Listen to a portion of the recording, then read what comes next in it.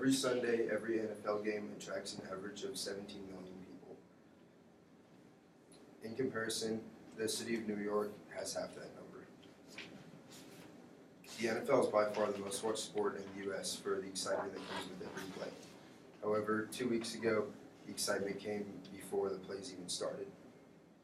Hundreds of these professional athletes decided to sit, kneel, raise their fist, or link arms with the other players in protest of the national anthem. This sudden outburst of highly controversial protesting was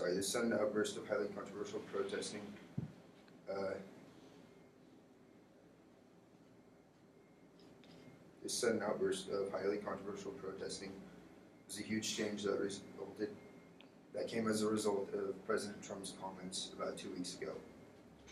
About a year ago, Colin Kaepernick of the San Francisco 49ers was the first to kneel during the national anthem in protest of police brutality and racial injustice in America.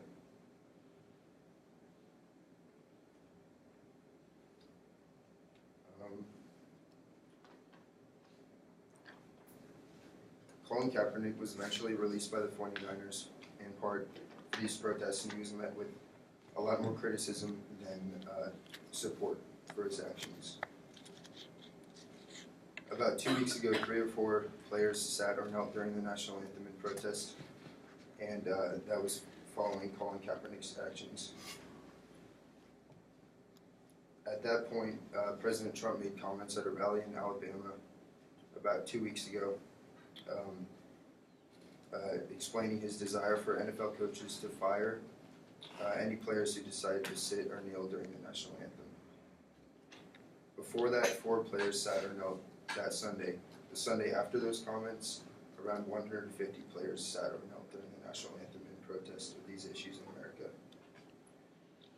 The gray area in this whole situation is the intended message of the players, and it varies a lot depending on the team or on the player. The common message shared by many teams is that of unity against police brutality, social injustice, racial injustice, and oppression of freedom of speech. However, many in America have taken lots of disrespect from the protests against the national anthem. Without a doubt, these protests have significantly offended many people, but they've also given hope to a lot of others. It goes to show how effective our right to freedom of speech can be in America and what it can do for us, whether the effects are positive or negative. My hope for the future is that the players continue to give action to their thoughts and fears, but in a more productive way that instead of offending millions of Americans can unite us all together towards a common goal.